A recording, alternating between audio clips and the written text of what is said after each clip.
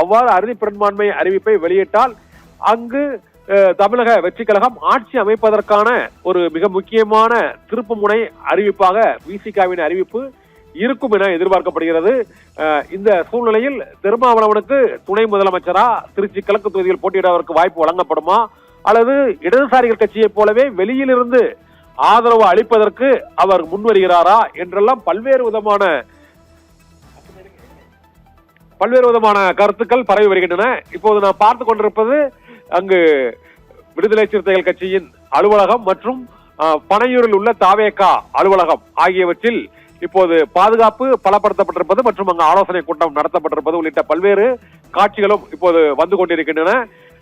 இன்னும் இன்றே இந்த விஜயின் பதவியேற்பு விழா மற்றும் ஆட்சி அமைக்க அழைப்பு கொடுப்பது குறித்து இன்றே இந்த அறிவிப்பு வெளியாகக்கூடும் என எதிர்பார்க்கப்படுகிறது.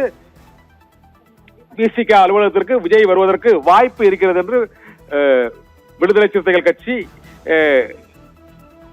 கட்சியின் செய்தி தொடர்பாளர் பாவலன் உள்ளிட்ட நிர்வாகிகள் அங்கு உள்ள செய்தியாளர்கள் தெரிவித்திருக்கிறார்கள். இதனால் விசிக ஆதரவு அளிக்கப் போவது, தமிழக வெற்றி கழகத்திற்கு ஆதரவு அளிக்க போவது கிட்டத்தட்ட உறுதியாகி இருக்கிறது. இதனால் விஜய் பதவியேற்பு விழா அறிவிப்பு இன்று மாலைக்குள் வெளியாகும் என எதிர்பார்க்கப்படுகிறது. விசிக ஆதரவு அளித்தால் அங்கு ஆட்சியிலும் அதிகாரத்திலும் பங்கு எங்களுக்கு கண்டிப்பாக கிடைக்க வேண்டும் என்று அந்த கட்சியின் சட்டமன்ற உறுப்பினரான வன்னியரசு சற்று முன்பு அளித்த அந்த பேட்டியில் கூட அவர் தெரிவித்திருக்கிறார். இதனால் விடுதலை சிறுத்தைகள் கட்சியின் அலுவலகத்திற்கு அந்த ஆதரவு அறிவிப்பு வெளியான அடுத்த சில நிமிடங்களில் அங்கு விஜய் நேரடியாக இடதுசாரிகள் கட்சியின் அலுவலகத்திற்கு வந்து நன்றி தெரிவித்தது போல இப்போது விடுதலை சிறுத்தைகள் கட்சியின் அலுவலகத்திற்கும் வந்து நன்றி தெரிவிக்கலாம். ஆட்சி அமைக்க அந்த அறுதி பெரும்பான்மையை பெற முடியாமல் கடந்த 4 நாட்களாக தொடர்ந்து தமிழக வெற்றி கழகம் தவித்து வருகிறது. இதனால் அவர்களுக்கான ஆதரவை காங்கிரஸ் கட்சி மற்றும் இடதுசாரி கட்சிகள் வழங்கி இருக்கின்றன. நேற்று இந்திய யூனியன் முஸ்லீம் லீக் கட்சி ஆதரவு அளிப்பதாக தெரிவித்துவிட்டு அதன் பின்னர் அதிகாரப்பூர்வமாக எந்த கடிதமோ மற்றும் எந்த விதமான கடிதமோ மற்றும் அதிகாரப்பூர்வமாக அவர்களுக்கு ஆதரவோ தெரிவிக்கவில்லை. இதுபோல விசிக தரப்பிலும் அந்த ஒரு குழப்பமான அறிவிப்புகளே வெளியாகி கொண்டிருந்தன. அந்த கட்சியின் செய்தி தொடர்பாளர் உள்ளிட்டோர் தமிழக வெற்றி கழகத்திற்கு ஆதரவு அளித்து விட்டோம் என்றும் மின்னஞ்சல் மூலமாக அந்த ஆதரவு கடிதம் வழங்கப்பட்டு விட்டது என்றெல்லாம் தகவல்கள் பரவின.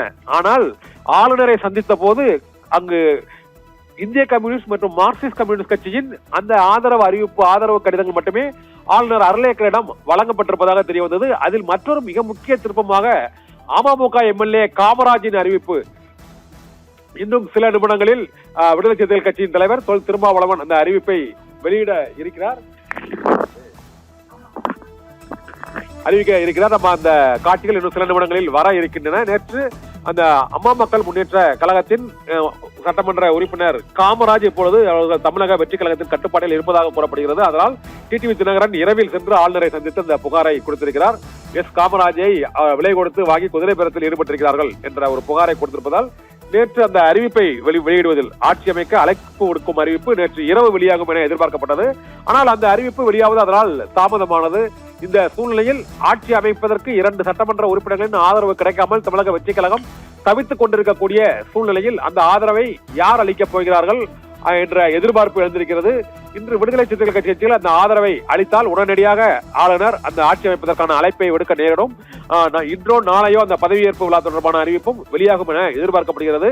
10ஆம் தேதி வரை ஆளுநர் பெரும்பான்மையை நிரூபிக்க கெடு விதித்திருப்பதாகவும் ஏற்கனவே தகவல் வெளியானது. ஒருவேளை 10ஆம் தேதிக்குள் அந்த ஆதரவு தெரிவிக்கப்படவில்லை என்றால் அந்த ஆதரவை நாங்கள் கவர்னர் ஆட்சி அமல்படுத்தக்கூடிய சூழ்நிலை ஏற்படும் என்று நேற்று மார்க்சிஸ்ட் கம்யூனிஸ்ட் கட்சியின் முன்னாள் மாநில செயலாளர் கே பாலகிருஷ்ணன் அந்த செய்தியை கூறினார். அதனால்தான் நாங்கள் தமிழக வெற்றி கழகத்திற்கு ஆதரவு அளிக்க வேண்டிய ஒரு நிர்பந்தம் ஏற்பட்டது என்றும் அவர் கூறினார். இந்த சூழ்நிலையில் ஆட்சி அமைப்பதற்கு இப்பொழுது தமிழக வெற்றி கழகத்துக்கு 2 எம்எல்ஏக்கள் தேவை. அதை அளிக்கப் போவது மற்ற சுயேட்சை எம்எல்ஏக்களா அல்லது விடுதலை சிறுத்தைகள் கட்சியா என்பது இன்னும் சில நிமிடங்களில் தெரிய வரும். அங்கு இந்திய கம்யூனிஸ்ட், மார்க்சிஸ்ட் கம்யூனிஸ்ட் கட்சி ஆகியவை அந்த தகவல்களை வெளியிட்ட பின்னர் இந்த அறிவிப்பை விசிக இப்போது வெளியிட இருக்கிறது. தகவல்களை வழங்கியமைக்கு நன்றி கண்ணன்.